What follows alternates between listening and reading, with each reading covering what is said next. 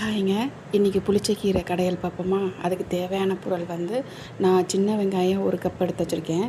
அப்புறம் பச்சை மிளகா வந்து 5, 6 எனக்கு உரப்புக்கு தகுந்த மாதிரி எடுத்திருக்கேன். 4 பூண்டு, 1 கட்டு கீரை.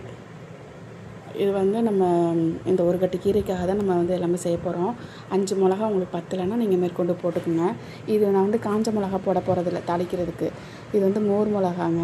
இந்த மோர் மிளகா போட்டால் இன்னும் நல்லாயிருக்கும். என்னோடய ஸ்டைல் இது. நீங்கள் வேணால் செஞ்சு பார்த்துட்டு எப்படி இருக்குன்னு சொல்லுங்கள். சூப்பராக இருக்கும் இது. இந்த மோர் மிளகாவும் வேஸ்ட்டும் ஆகாது, நல்லாவும் இருக்கும். இப்போ வந்து தண்ணியில் வந்து நம்ம கீரையை போட்டு வச்சுருக்கோம்.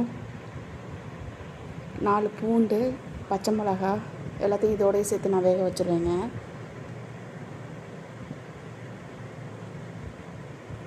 ஒரு சட்டி ஃபுல்லாக இருக்கும், அப்புறம் வெந்ததுக்கப்புறம் குறைஞ்சிரும்.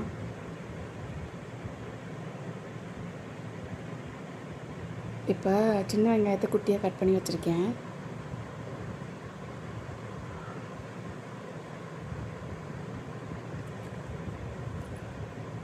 ஓரளவுக்கு இது நல்லா வெந்துருச்சுங்க.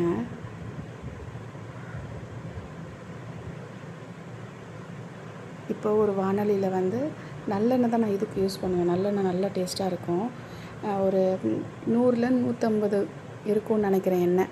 அந்த அளவுக்கு போட்டால் அது எண்ணெயே தெரியாதுங்க. இந்த புளிச்சக்கீரையை பொறுத்த வரைக்கும் எண்ணெய் பத்தாது, எவ்வளோ ஊற்றினாலும். எனக்கு இந்த அளவு போதுமானது. நான் இப்போவே வந்து மோர் மிளகா தாளித்து வச்சுருவேங்க. இது நல்லா அந்த ப்ரௌன் கலர் ஆனதுக்கப்புறம் எடுத்து தனியாக வச்சுக்கலாம்.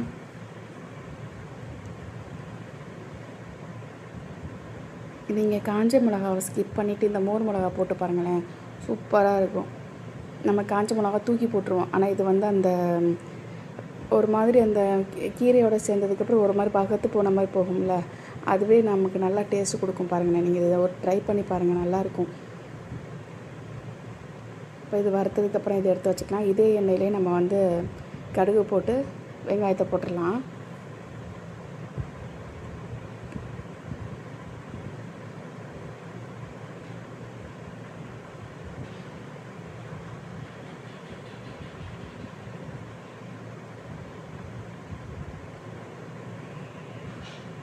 இதுக்கு புளிச்சக்கீரைக்கு வந்து சின்ன வெங்காயம் தாங்க நல்லாயிருக்கும். நீங்கள் பெரிய வெங்காயம் போடுறதுனாலும் போட்டுக்கலாம், இன்னும் கூட நிறையா போட்டுக்கலாம். இந்த சின்ன வெங்காயம், மோர் மிளகா, புளிச்சக்கீரை, நல்லெண்ணெய் இதெல்லாம் சேர்த்து ஒரு டேஸ்ட்டு கொடுக்குங்க.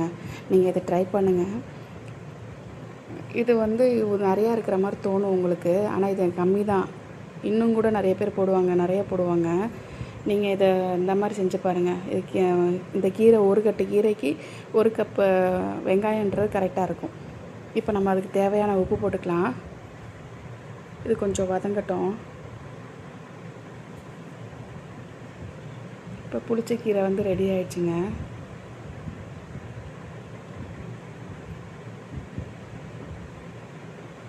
இப்போ இந்த கீரையை தனியாக எடுத்து வச்சுருக்கோம், தனியாக எடுத்து வச்சுருக்கோம். நம்ம தண்ணி யூஸ் பண்ண போகிறது கிடையாது.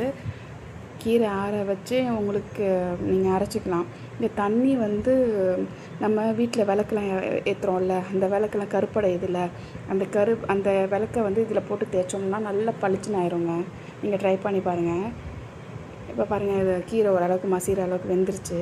இதை வந்து நான் மிக்சியில் போட்டு தான் அரைக்கிறேன்.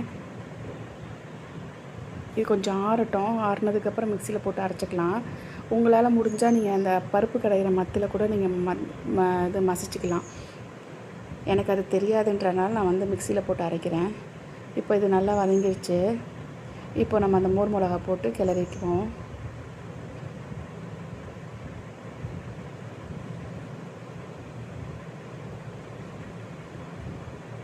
இப்போ கடைஞ்ச கீரையும் போட்டுக்கலாம். இந்த பதம் இருந்தால் கூட போதும்.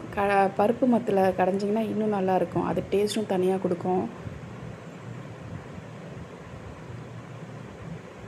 இப்போ இந்த கீரையெல்லாம் வந்து நம்ம கிளறும்போது சட்டியில் ஒட்டாமல் வரணும்.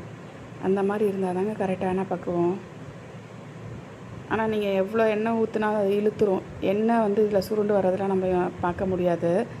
ஆனால் நம்ம சுற்றி விடும்போது நம்ம சட்டியில் ஒட்டாமல் வருது பார்த்திங்களா, இதுதான் கரெக்டான பக்குவம்.